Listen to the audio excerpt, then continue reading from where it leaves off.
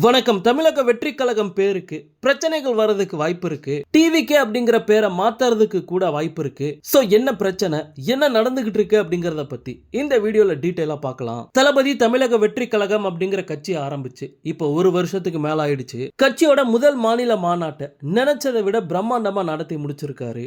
இப்போ கட்சியில இருக்க நிர்வாகிகளுக்கு பொறுப்புகள் வழங்கக்கூடிய வேலைகளை தளபதி விறுவிறுப்பா பார்த்துக்கிட்டு இருக்காரு. இப்படிப்பட்ட சூழல்ல தமிழக வெற்றி கழகம் கட்சிக்கு தமிழ்நாட்டில் 15 முதல் 20% வாக்கு வங்கி இருக்கு அப்படின்ட்டு தேர்தல் வியூக வகுப்பாளர் பிரசாந்த் கிஷோர் ஒரு அணுகுண்ட தூக்கி போட்டு எதிர்கட்சிகளை அதிர்ச்சி அடைய வச்சிருக்காரு. இப்படிப்பட்ட சூழல்ல தமிழக வெற்றி கழகம் கட்சிக்கு ஒரு பிரச்சனை காத்துக்கிட்டு இருக்கு.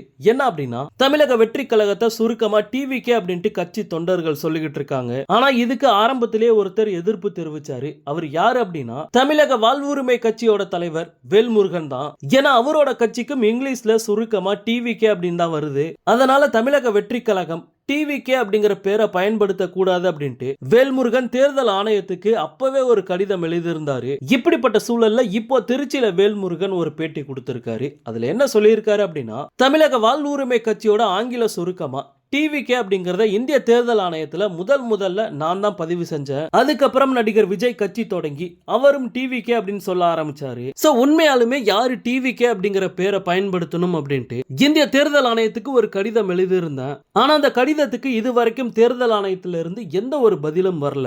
தேர்தல் ஆணையம் இதுக்கு பதில் சொல்லாம இருக்கிறது கொஞ்சம் சந்தேகமா இருக்கு. இது சம்பந்தமா சில தகவல்கள் எனக்கு வந்துகிட்டு இருக்கு. சோ கூடிய சீக்கிரம் தெரிஞ்சிரும் விஜய் இந்த மண்ணுக்கும் மக்களுக்கும் மாற்று அரசியலை கொடுக்க வந்திருக்காரா இல்ல மத்தவங்களால அரசியலுக்கு வரவழைக்கப்பட்டிருக்காரா அப்படிங்கிறது இன்னும் சில நாட்கள்ல தெரிஞ்சிரும் அப்படிங்கிற மாதிரி வேல்முருகன் பாத்தீங்கன்னா ஒரு பேட்டி கொடுத்திருக்காரு.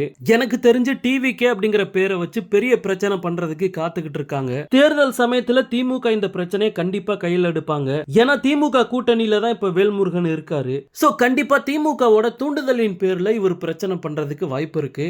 அதுக்கு இப்பவே முற்றுப்புள்ளி வைக்கிறதுக்கு கண்டிப்பா தளபதி உடனடியா நடவடிக்கை எடுக்கணும். ஓகே நண்பா, இந்த நியூஸை பத்தி உங்களுடைய கருத்து என்ன அப்படிங்கறத கமெண்ட்ல சொல்லுங்க. தளபதியோட எல்லா அப்டேட்டுமே மிஸ் பண்ணாம பார்க்க நம்ம சேனலை சப்ஸ்கிரைப் பண்ணி சப்போர்ட் பண்ணுங்க. தேங்க்யூ.